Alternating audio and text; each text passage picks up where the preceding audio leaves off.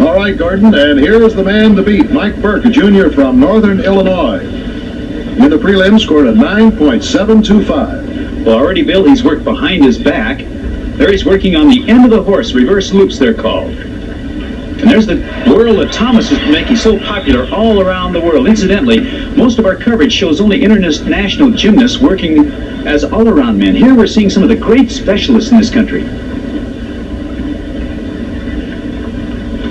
Yes, that's a super routine.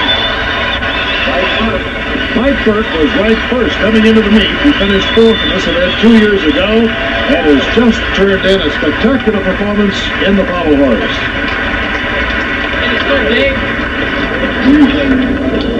All right, waiting for the marks. Here it is, 9.70. Outstanding for Mike Burke. And here's the champion, Mike Burke, a junior from Northern Illinois University, finishes first place with 19.425. Dave Stoll of Illinois, second place, 19.250. And Blaine Dahl, third from LSU. We're going to take a short break here in Eugene, Oregon, but we'll be back for more of the NCAA Men's Gymnastics Championships. Okay, let's go back to Bill Fleming and more gymnastics. Bill Fleming along with Gordon Maddox back here at the NCAA Gymnastics Finals in Eugene, Oregon. And now let's get back to the competition, Gordon. Well, the rings are next, and let's not forget that the preliminary score is added to the score received in the finals in each event. Up on the rings is Kirk Mango, a junior from Northern Illinois University, currently tied for sixth. His preliminary mark, 9.30. All right, there's his dislocate into a handstand. He has to swing to one handstand, has to press to a handstand, and now the style, the state of the art, dictates that when he swings to a handstand, he better not bend those elbows. Look at that. Nice Maltese. Lowers to a cross, L cross pull out. Wow. I'll tell you, he was something. He came from 17th to 6th in order to make these finals. So he has all the capabilities of winning it. Yeah, I don't believe he's going to stop where he is now. Full twisting double plow, and he nails it. Kirk Mango is a junior from Northern Illinois, comes from Downers Grove, Illinois, qualified second in the Midwest Regional, has tremendous strength. And if there is a comeback story in the rings, it certainly is going to be Kirk Mango. Well, another look at this amazing sequence of strength moves. He bails out as if he's going to do a back up rise to a handstand and then stops it at the Maltese. Now remember, his arms are really functioning as levers, and yet he's working way out at the ends of these levers. He lowers to a cross, raises his legs, and then pulls back out. Just an amazing demonstration of power. 9.65 is the award for Kirk Mango, giving him 18.950. Very fine routine. The next competitor you'll be seeing will be Bart Connor. After this message, we'll have a more personal look at the all-around champion.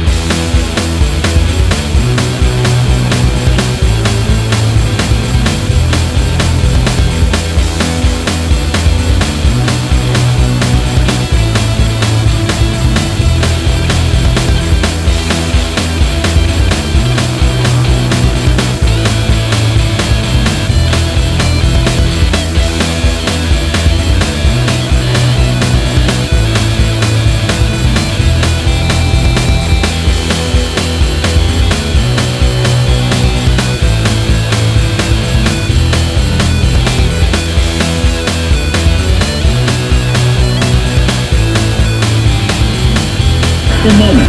However, the leader after the preliminaries is ready now. Mike Burke of Northern Illinois, who scored 9.725 in the preliminary round. I tell you, he also won this event last year. And oh, there's the Magyar spindle. Very tough move, originated by the Olympic champion. This event is a devil of an event to try to double in, winning 2 years in a row. Look at that, Thomas Blair. Now watch how far he works his hips away from his hands. Gets almost a straight body extension. That's what you really look for in good pommel horse work.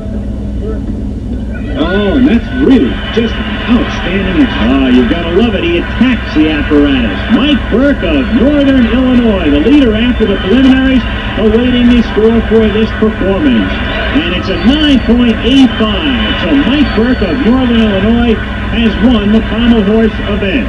Zernick lines up second, and Kurt Thomas third. Let's take another look at Mike Burke's great performance, this time in slow motion and compared with Kurt Thomas. Even though Thomas is considered an aggressive horse performer, Mike Burke really works with much greater speed than Kurt. In fact, at this stage in his routine, he has already picked up a full quarter of a revolution on Kurt Thomas. Where you place your difficulty is important, and Mike Burke places his Thomas Flair, a difficult move, later in his routine than Kurt. But look at how both of these guys are able to emphasize tremendous extension and elevation. And that picture right there tells you how delicate the balance is when you work the pommel horse. Now, even though both routines started at the same time, Kurt Thomas is finished, Mike Burke is still working away. And on pommel horse especially, the more moves you put in, the greater chance you take for making big, big mistakes. That's why this man is a two-time NCAA champion. More individual competition from Baton Rouge coming up.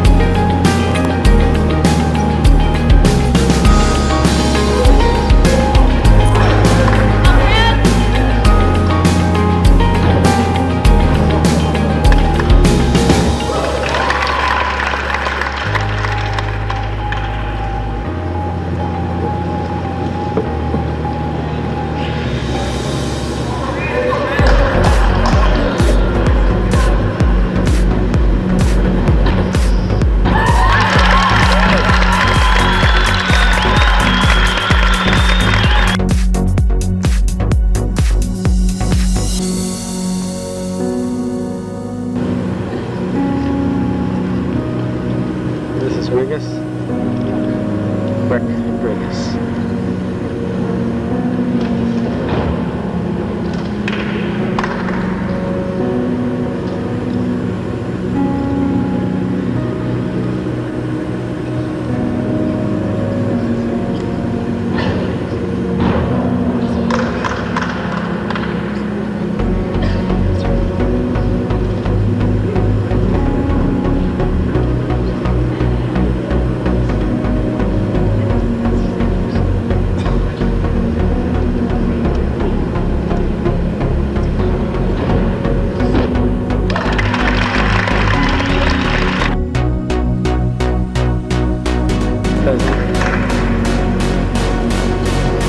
John Ranck.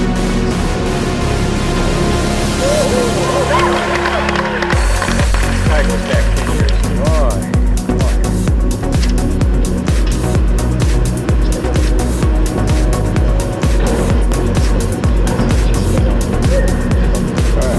Good form.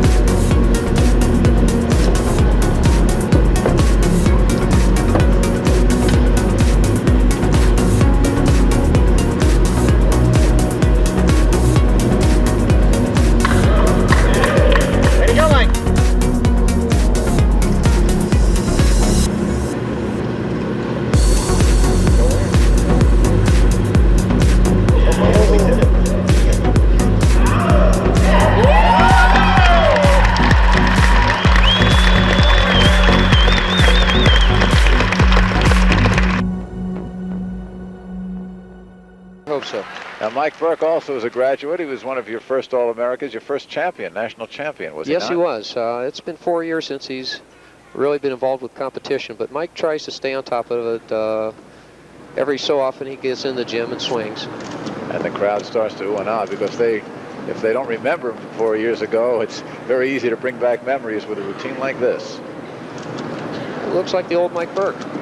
Excellent. He's swinging. He did what we call a spindle. He did reverse loops. His leg work is excellent. He gets that bottom leg up. And he's winding up for his dismount. And it's a loop with a half. Nice routine by Mike Burke. Excellent routine. As though he'd never been away. Mike Burke. I almost hesitated because he awed me with the way he executed that routine. Now, how much practicing can they do? Mike practices maybe about 2 weeks out of a year. Right now he's doing his leg work. He gets that back leg up very, very high. And he's winding up for his dismount. 9-7, 9-6. And finishes with a hop into what we call a loop-to-loop half. Very good score. 9.65 for Mike Burke. That ties him for second place behind Okabe.